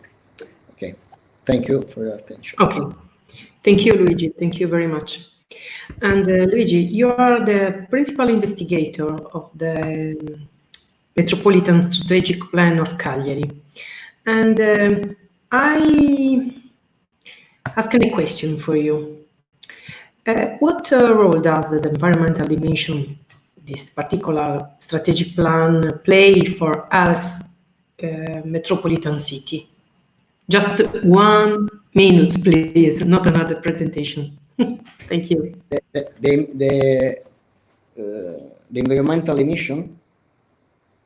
Yes, of course. But yes. The emission, if you are referring to the CO2 or this kind of problem, I think that are another point to be considered in a very very careful way. very carefully, because the problem is always the same. Metropolitan city of Cagliari have a very unique climate condition, but we now are facing different problems. One is the climate change, but another one is the emergency, COVID emergency. And a different paper show clearly that there is a correlation between environmental condition and diffusion of the COVID. So I think that we have to consider these two things in a perspective of 10 years or something like that, 10 or 15 or 15 years, and prepare our territory, our society to face these problems. I don't know if I answered to your question. Thank you very much, Luigi. Any question, please? Okay, no. All authors participate in the construction of the plan with the aim promoting a new cohesion policies, environmental dimension, and public real estate. And you finish the session. If for me it's okay. Thanks, Ginevra. I remember you to compile the evaluation form. Yeah. Ginevra, you hear me? Ginevra, you hear me? Yeah. I remember you to fill out the evaluation form. Okay. Okay, thank you. Okay. Sorry. Thank you very much. Okay, thank you very much for all. Thank you, Cecilia. Sorry, because the first part with a little problem for device. Thank you very much. Goodbye. And see you soon in Cagliari. Bye.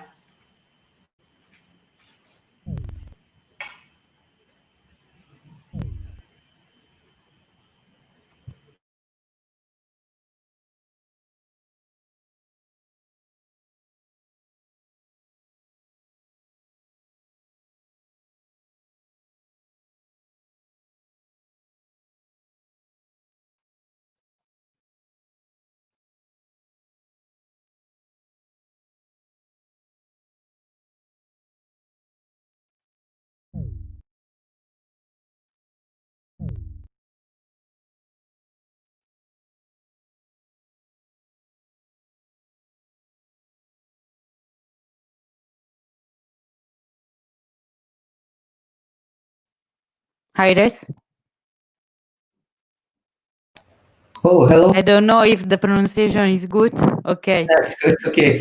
Good afternoon. I am the assistant of this room. We are waiting for the chair, and I think in 5 minutes we start. You are the speaker for this session?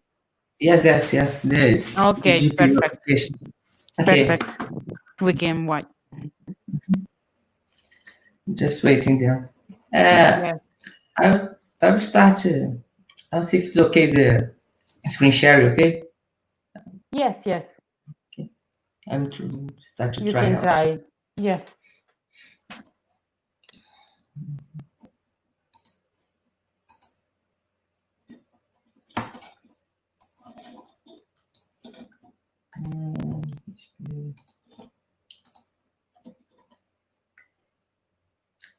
It's okay then. Yes, perfect. Okay. Thank you. Okay, I'll wait then. Thank you. Perfect.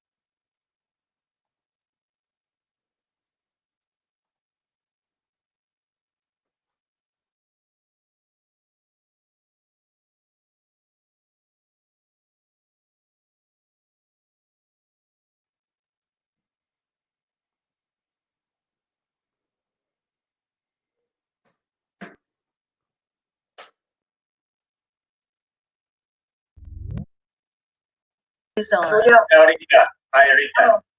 Good afternoon. You hear me? Can you hear me? Yes, I can hear you very well. Yeah, I'm fine. Okay. Hello. Hello. Oh, hi. Can you? Hi. Hello, I'm Lucia. I am the assistant for this room. Okay. Okay. Yeah. We will start in 3 minutes. Okay. Yes, are you the chair for this session? Yes. Yes. Okay. And so nice to meet you. Yeah. Yeah. So how should I pronounce your first name? My name? Iris. Sorry, Iris, you can interrupt your sharing. Okay. Thank you. Hi. It's Iris. Okay. Hi. Yeah.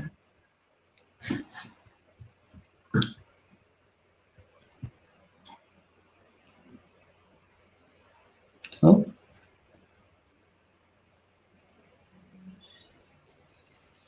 Okay, so we have 2 papers in this session.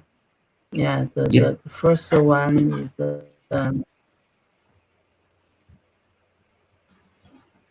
so you are Carlos, right? No, I'm Iris. Hi, Carlos. You are so you're from Brazil? Yes. Oh, okay.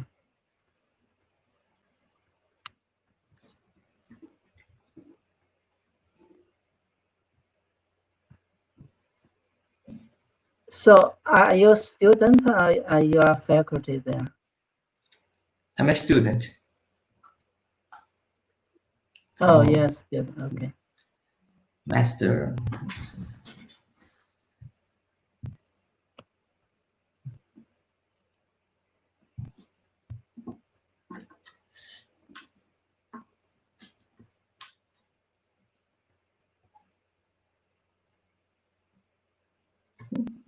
Just wait for 1 minute, and we can start.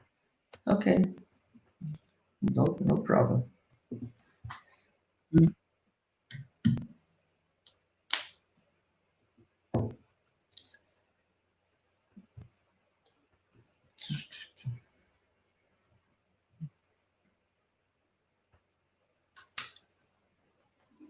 Yeah. So can you just, I don't have your brief bio, and can you just introduce briefly about yourself, and then you can start. My name is Iris Nishio. I am from the Universidade Federal Fluminense from Brazil, and I'm master, I don't know, post-graduation, mestrado, student in computer science. I've had a graduation in engineering, and I have an application of GPU in criticality analysis applied to power system and state estimation.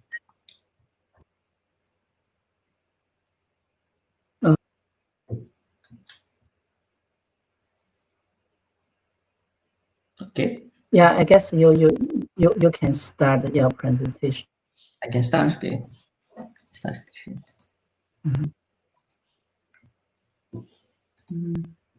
Okay. Can you see? Perfect. So I'm going to talk about our application of GPU in the criticality analysis. Let's see. Okay.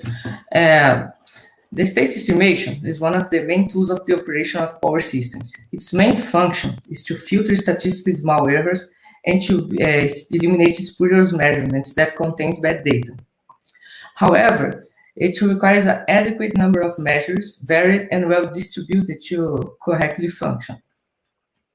So we have the criticality analysis that reviews the vulnerability of the measurement system in order to feed the state estimation adequately. So the criticality analysis has to find critical k-tuples, CKs. They are sets of k measurements that, when simultaneously unavailable, prevent the state estimation of being performed. This analysis allows us to come up with measurements, reinforcements, and take actions against possible cyber attacks. So, to make this analysis, we use the residual covariance matrix. It's a symmetrical matrix that represents the degree of interaction between measurements. So, if you want to see if measurements 4 and 9 are critical, we have to build a submatrix with its respective rows and columns. So, as you can see, measurements 4 and 9 creates a singular matrix. So you can confirm that those makes a C2. The problem with this analysis is that we have a factorial number of possible combinations to analyze. Here is a usual system with 33 measurements, and you can see that the number of combinations grows really fast. So the solution we proposed was a parallel programming to simultaneously analyze all combinations of measurements. This is, as far as I researched, the first application of the parallel computing in the criticality analysis. So we propose an algorithm that receives as input the number of measurements, the covariance matrix, and the maximum K that we want to analyze. As output, we receive a solution set with all the CKs that were found in the process. So for each value of K, we have to perform those 4 steps. First, we build a matrix with all the possible combinations.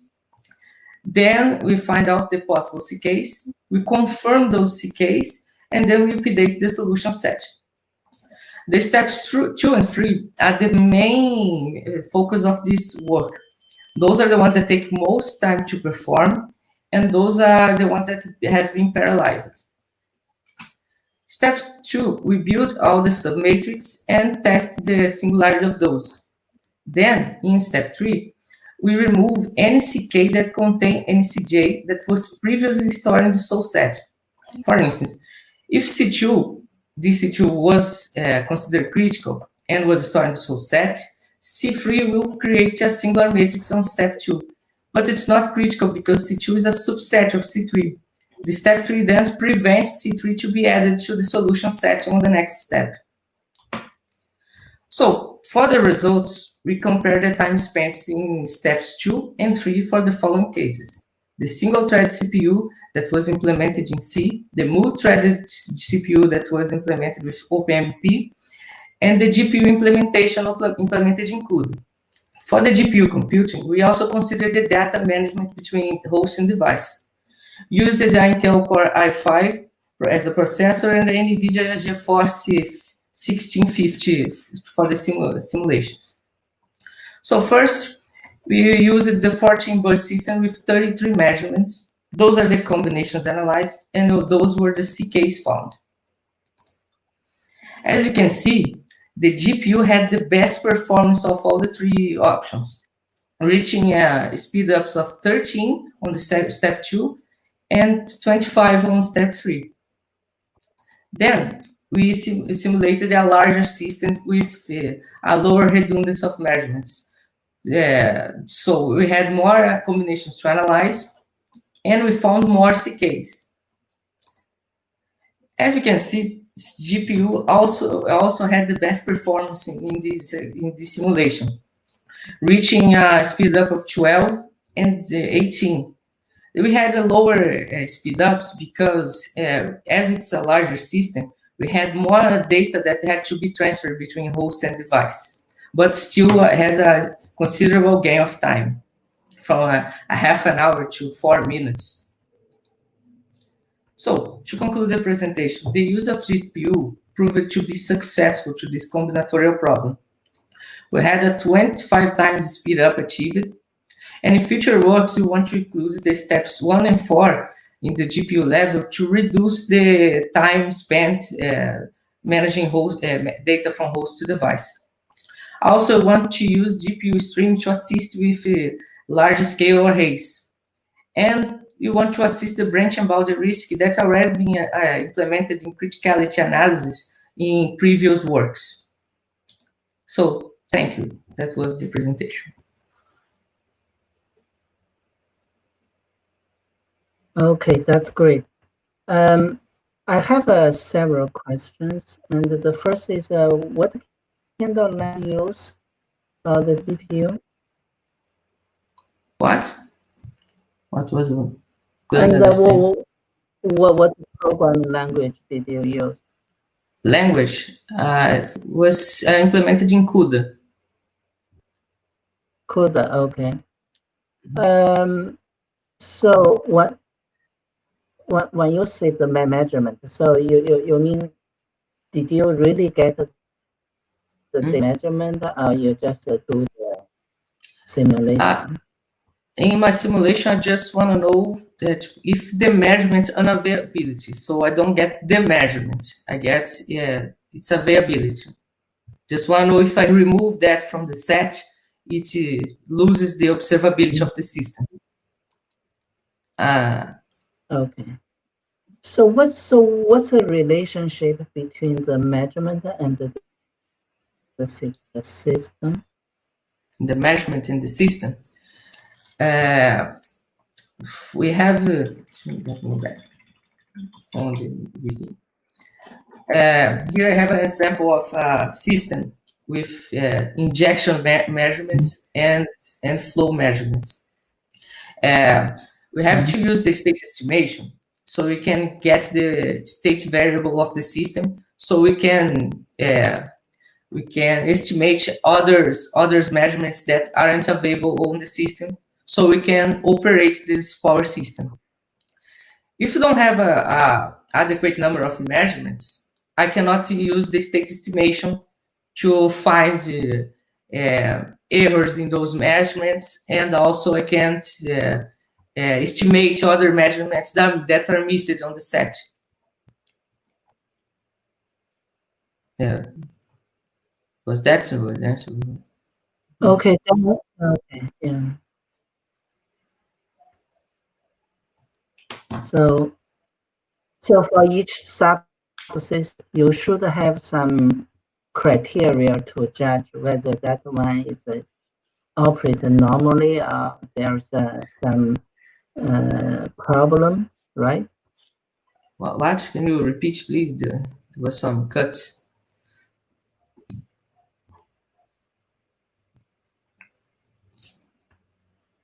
Okay.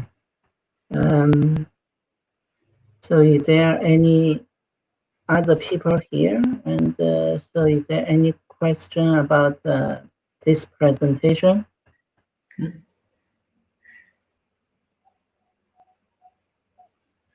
Yeah, okay, so then thank you very much for the presentation. So it's just a time, and so we just move to the next speaker. Thank you for your presentation. What? Thank you for thank watching. you for the presentation. Yeah, we now move to the next speaker. Okay. So the next speaker, yeah. So can you take the screen? Sorry, but I suppose that the next speaker, I don't know what is.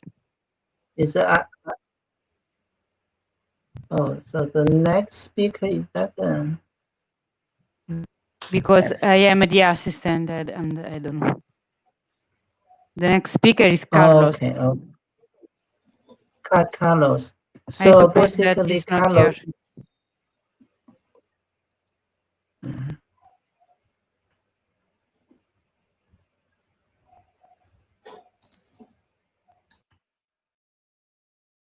We can wait several minutes, and if we couldn't see him, then we just conclude this session. Yeah.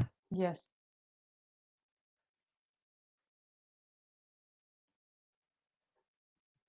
Mr. Chair, sorry, I remember you to compile the evaluation form. Say it again. What's your question? I remember you to fill out the evaluation form for the presentations. Oh, do you sure, know? Sure. Okay, thank you. Yeah, Thank you so yeah, much. yeah. Thank you so much. Yeah, I will do this just after this session. Yeah. So are you a student there? I'm PhD student, yes, from Italy. Oh, okay. So what's the topic of your I am an environmental engineering and I'm studying land take. I'm field on the urban planning. It's completely different for this topic. I'm sorry. Yeah. So normally in Italy, so how many years do you need to spend for PhD? 3 years. Oh, 3 years? Yes, And then and this is my last year, unfortunately. Oh, Yeah. Then how many courses do you need to take for PhD? Sorry, I don't understand the question. How many? I mean, what's the number? How many courses do you need to take? The classes? Only in the first year we have to take about 4 courses, and the other only in research. Yes. Okay.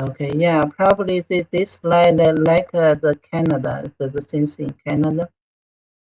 Yes. In the United States, students take more courses. Yeah, I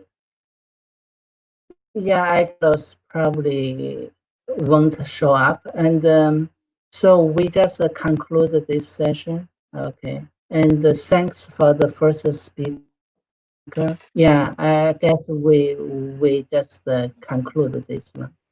Okay. Yeah. Okay. Thanks both. Thank you so much. Okay. Thank you. Okay. Yeah. Bye bye. Yeah. Nice to meet you. Take care. Nice to meet you all. Okay.